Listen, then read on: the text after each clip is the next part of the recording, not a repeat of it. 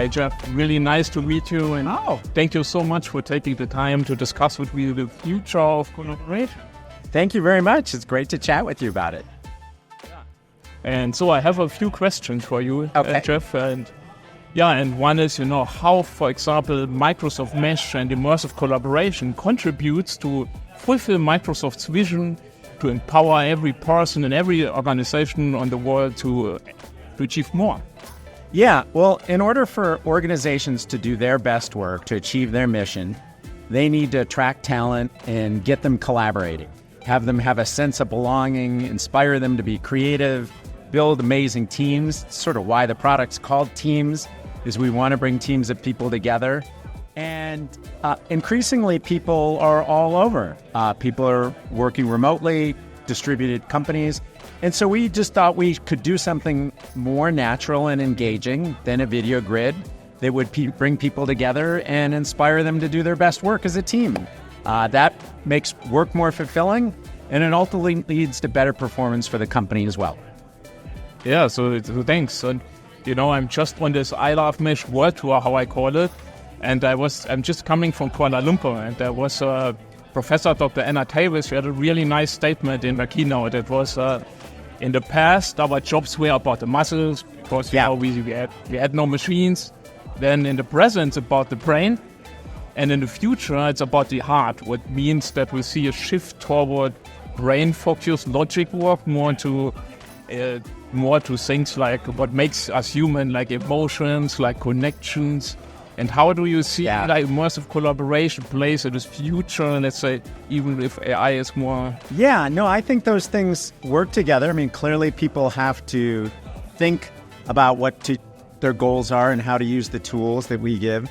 But I think our point's very good that if you don't bring your emotional self to work, if you don't use your heart, to use her metaphor, to understand your customers, be passionate about the mission of your company, understand your colleagues, and be empathetic, you really won't be able to use your brain or use the tools we provide to the fullest potential. So I think, a lot of people are very serious and structured about work and look at technology as how do you formalize and automate, and that's a part of it. But in collaboration, we want to inspire and connect people so they are their best selves and do their best work as a team. So I love what she said. Mm-hmm. Yeah, I think so too, because it brings us globally more together in a immersive way.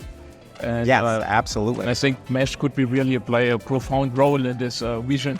Yeah, we've seen that. I mean, we internally have held tons and tons of events, town halls. We just rolled out the next year's plans for 2024 for Mesh internally to the team in Mesh, and it was fun, and people are mingling about with their colleagues, designers and artists and engineers and customer success people, and they're all sort of in this space generating energy. So I love it. I think we want to bring all teams to the next level. So, and another question I hear actually a lot and frequent from clients is how to explain the return on invest of immersive collaboration. I think it's a question that already discussed in that area of modern workplace already a long time. So how do you explain this? Yeah, it is a tricky question. We have you might be familiar with, we have something called the Work Lab website, where we have the Work Trends Index, where we do a lot of research with companies and how they can manage the ROI and collaboration. Some ways, people understand are very direct, that if you can bring people together and spend less on travel, or you can have brainstorming sessions that sort of reduce the cycle time between, say, manufacturing and sales. There's a lot of different ways, and it depends on the business. A car manufacturing company is different than an investment bank. So I think, there is some easy to measure things in collaboration like travel and so forth.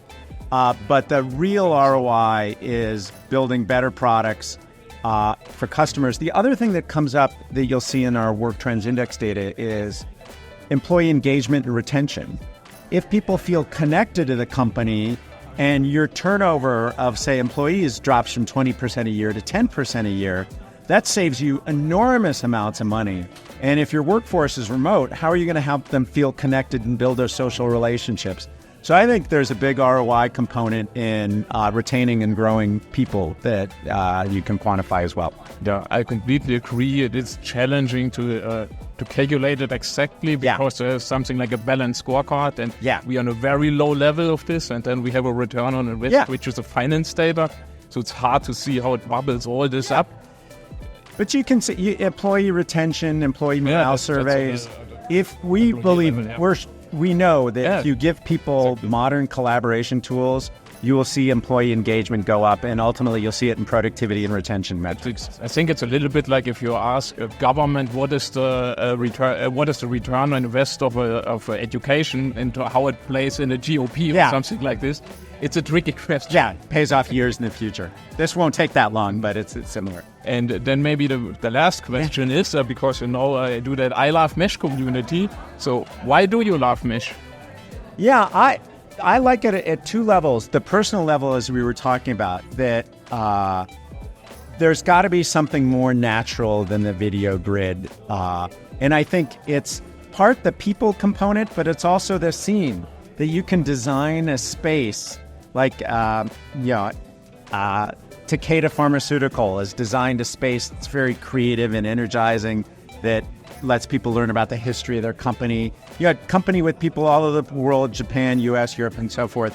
And so I love the human element, but honestly, I'm a bit of a geek. And the technology is fascinating to me. And I'm so, in order for this to be a good experience on, say, a Quest headset, we have to do 72 frames per second. So I love the work that our artists and designers and engineers have been doing to have that kind of experience with 3-axis spatial audio. So if you and I are having a conversation over here, we don't hear the conversation over there. So there's some technical elements from 3D and spatial audio to Mesh that really get me fired up. And I think 10 years from now, Mesh-like technologies will be just in there as oxygen in all our collaboration experiences. Yeah, I could not agree more. And I think for Microsoft, it's also a challenge, with over 300 million users who rolled out such a huge platform, and making that work is a great job. Yeah, and it's part, like you said, it's part the mission. How do we help companies work better? But it's also fascination about technology, how we can build an elastic, scalable cloud service that can support hundreds of millions of users and billions of minutes of meeting minutes a day, and over 1 trillion files added every year to SharePoint and OneDrive. So, it's fun to do the technical side of it as well. I think I understand. Yeah, I'm a geek as well. Yeah. So, thank you very much for taking the time discussing the future of this. Thank you so much. Oh, thank you very much. And go Mesh. Thank you.